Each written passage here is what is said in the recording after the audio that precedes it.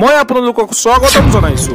দৰ্শকৰ আজি মই আপোনালোকৰ ওচৰলৈ অসমৰ লগতে দেশ বিদেশৰ বিভিন্ন ধৰণৰ খবৰ লৈ আহিছো।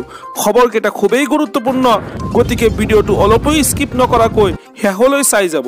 নিতৌ এনে ধৰণৰ খবৰ পাই থাকিবলৈ আমাৰ চেনেলটো ছাবস্ক্ৰাইব কৰি ৰাখিব আৰু এটা কৰি লাইক কৰি আমাক উৎসাহিত কৰিব।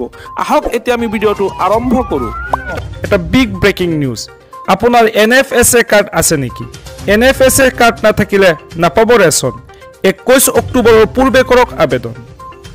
NFSA কাৰ্ড যদিহে নাই আপোনাৰ, তেন্তে শীঘ্ৰেই বনাওক এই কাৰ্ড। আবেদনৰ অন্তিম তাৰিখ 21 অক্টোবৰ বুলি ইতিমধ্যে ঘোষণা কৰিছে। 21 অক্টোবৰৰ পূৰ্বেই ৰেচন কাৰ্ডৰ বাবে কৰক আবেদন। চৰকাৰী পৰ্টেলৰ বাবে ডাউনলোড কৰি ল'ব লাগিব আবেদনৰ প্ৰপত্ৰ। pds.assam.gov.in পৰ্টেলৰ পৰা ডাউনলোড কৰিব লাগিব আবেদনৰ প্ৰপত্ৰ। নতুনকৈ আবেদনৰ বাবে কি কি নথিপত্ৰৰ প্ৰয়োজন হ'ব সবিশেষ তথ্য জানি লওক। আৰু ইয়াৰ বাবে প্ৰথমতে আবেদনকাৰী পৰিয়ালৰ বাৰ্ষিক আয় 4 লাখতকৈ কম হ'ব লাগিব। আৰু লগতে আবেদনকাৰীৰ আধাৰ কাৰ্ড থাকিব লাগিব। আবেদনকাৰী ভাৰতীয় নাগৰিক হ'ব লাগিব। 4 লাখ টকাৰ কম ৰাজ্য চৰকাৰৰ অধীনৰ সকলো মাষ্টাৰ ৰোল কৰ্মচাৰীসকলে লাভ কৰিব এই কাৰ্ড। দৈনিক মজুৰি প্ৰাপক কেন্দ্ৰীয় তথা ৰাজ্য চৰকাৰৰ চতুৰ্থ বৰ্গৰ কৰ্মচাৰীসকলেও আবেদন কৰিব পাৰিব। আবেদনৰ প্ৰপত্ৰৰ সৈতে সংলগ্ন কৰিব লাগিব 7বিধ নথিপত্ৰ। শুদ্ধ আৰু সম্পূৰ্ণভাৱে পূৰণ কৰা প্ৰপত্ৰহে গ্ৰহণযোগ্য কৰা হ'ব।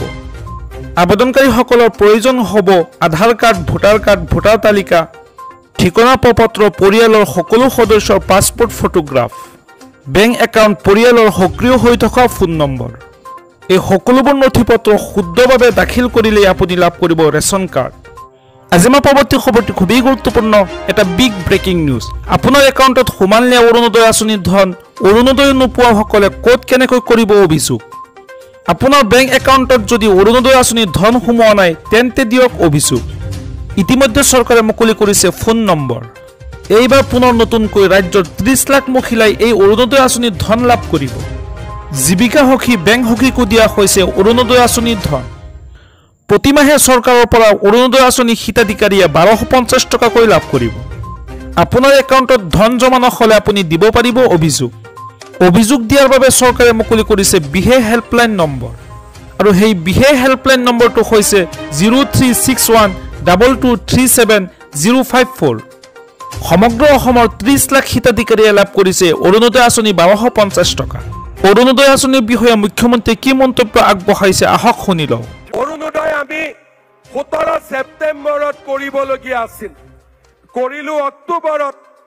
তাৰ মানে ছেপ্টেম্বৰৰ টকাটো মোৰ লগত থাকি গ'ল। এতিয়া মাৰ টকাটো মই নোহোৱা কৰিব পাৰোঁ নেকি? সেইটোতো মই নোৱাৰো, কাৰণ ছেপ্টেম্বৰত পোৱা টকাটো অক্টোবৰত পালে 17 ছেপ্টেম্বৰত কৰিবলগীয়া আছিল, কৰিলো অক্টোবৰত। তাৰ মানে ছেপ্টেম্বৰৰ টকাটো মোৰ লগত থাকি গ'ল। এতিয়া মাৰ টকাটো মই নোহোৱা কৰিব পাৰোঁ নেকি? সেইটোতো মই নোৱাৰো, কাৰণ ছেপ্টেম্বৰত পোৱা টকাটো অক্টোবৰত পালে ছেপ্টেম্বৰৰ টকাটো ক'ত যাব? আজিয়ে মই আপোনালোকক ক'লো, ছেপ্টেম্বৰৰ ধাৰৰ সৈতে ফেব্ৰুৱাৰী মাহত মই আপোনালোকক এটা ডাঙৰ উপহাৰ দিম। আজি আপোনালোকক মই কৈ থৈ দিলো, এটা ডাঙৰ উপহাৰ দিম। ছেপ্টেম্বৰতো মনত ৰাখিম আৰু আগলৈ কি দিব পাৰো চিন্তা কৰি ফেব্ৰুৱাৰী মাহত, মনত আছে নে নাই কোন মাহ বুলি ক'লো? কোন মাহ? এই পিছৰ ফালে কোৱা নাই, কোন মাহ? ফেব্ৰুৱাৰী মাহটো মনত ৰাখিব। ছেপ্টেম্বৰৰ পইচাটো মোৰ লগত আছে এতিয়া, ঠিক আছে? আৰু ফেব্ৰুৱাৰী মাহত আপোনালোকক মই আৰু এটা ডাঙৰ উপহাৰ আপোনালোকক মই দিম। কি দিম মই আজি নকওঁ।